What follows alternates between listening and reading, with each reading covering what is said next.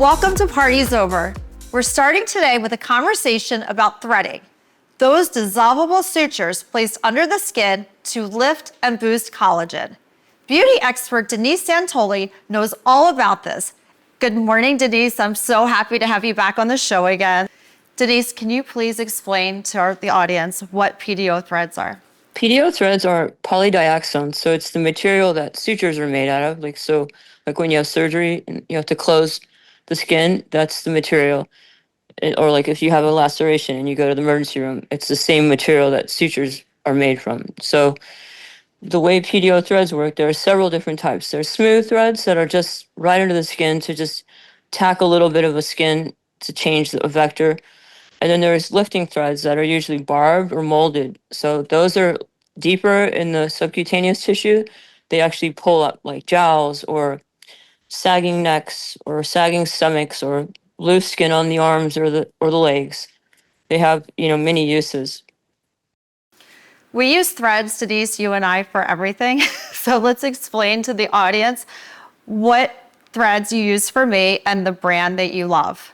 Well, my favorite thread brand is Nova Threads, and they're locally sourced. The company's based in Miami, and they're a great company. They stand behind their products, and their molded barb thread, it's called Infinity Beyond. It's by far my favorite go-to for a lifting thread. The smooth threads, there's other brands that are very similar, so there's not much to a smooth thread. So mint threads, some of the other brands are they're equivalent, but I prefer the molded barb by Nova for its strength, and it's very predictable. It doesn't slip, and I can bury it in the tissue without having any issues. It's small, but it's very, very strong. So the barbs are actually bi-directional, and so it doesn't matter which direction you put it in. So I do a lot of reverse vectors as well, like into the temporal fascia of the scalp. Especially on slim people, you don't want to ever see a thread, when they smile or anything. So I like reverse vectors when I can get my vector to go backwards. That's my pick. And it's a great thread. Well, I was with Denise not too long ago, and I wanted a little bit of lifting. So I wanted her to lift this part of my face. And she didn't tell me, but she put the thread in. She started and ended the thread all the way up into my skull. Can you explain, Denise, why that type of thread is important and what the benefits are? Well, that's like probably if someone's just getting one thread, that's definitely my first pick because you're not going to see the thread and it's anchored to a very, very tight space. The temporal fascia is super tight. And if someone has laxity and you do a forward vector going down the face, it's never going to be as tight because it's anchored in a position that the skin tissues are already lax. So you're never going to get a real lift that way. I'm not saying I don't do forward vectors. It's just the reverse ones are really important.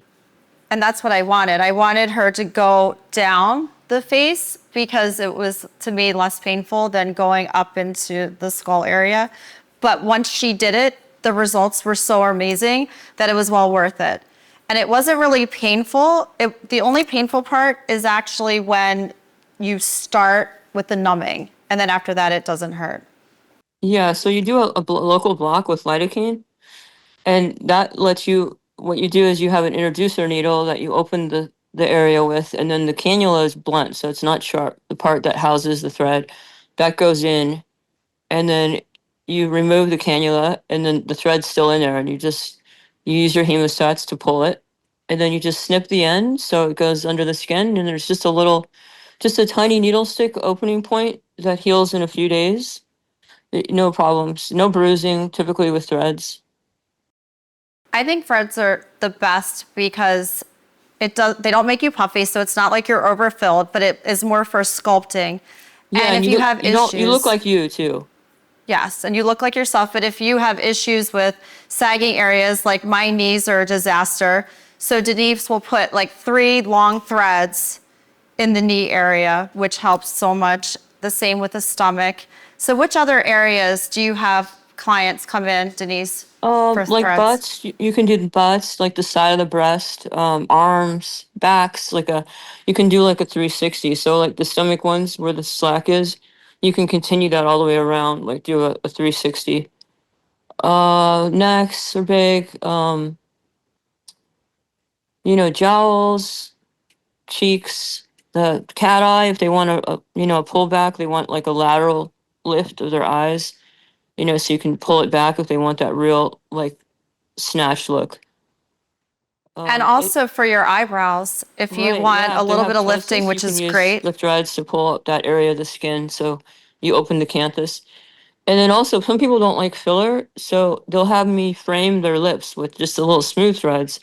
So it gives them like definition and a little projection of the lip without having filler in the lip. So what's the craziest client that you've had that have come in and have wanted threads? Like, what's the craziest scenario? Um, well, some people just maybe want too many at a time. I think if the vector is strong, I'm not a big fan of overloading a face. I think, 3 in the mid face is plenty. I sometimes don't even do that many. And I think if you're good at mapping out your vectors, you don't need to overload. If you're using that many in a face, like people tell me they use 16 in one side of a face, I think that's overkill. I don't think the thread's really lifting at that point. You're just throwing like extra material at it because it's not working. So So it's really basically, operative. It's depends on who's doing it, how good it's going to be. so basically, whoever's coming in, they can just do a minimal amount to have the same effect instead of doing so Yeah, many. like it's like placement. It's the same with Botox. If you People think they need so many units, sometimes it's just you got to get the muscle and really look at their anatomy. And it's not that you need more units. It's just that they need to be placed better, like more precise. And how long would you say that they last? Thread like barb threads last over a year, and then it's not like you're like Cinderella and you just fall. It's left behind the collagen, so it's another source of a biostimulator. So the thread itself, it dissolves over time, just like your sutures, but it's bigger than your suture because it has like cogs on it, little like teeth that grab the tissue. So when that is actually gone, the collagen that it left behind is still lifting. So it's not like an immediate, oh gosh, I got to get another thread. It's just, you might need another tightening up after a year. I'm a huge fan of the threads, but I also feel like if you do need a facelift, you should do that first and then use threads just for maintenance, not just to use the threads in lieu of a facelift. Do you Yeah, agree? if there certain types of skin, like super chelated skin that's very thick and leathery, they're not the best candidates. And if their skin's very saggy, like just gone, threads you can't cut the skin, so you're left with like ruching. So you have to be make sure they're a candidate. Yes. This is great information, Denise. Thank you so much. This has Okay. been amazing, and I will talk to you soon. Okay, have a good day. Thank you. You too. If you like the information you're getting here on Parties Over, share this episode with a friend who you think might be curious about the conversation. There's a lot more ahead, so stay tuned.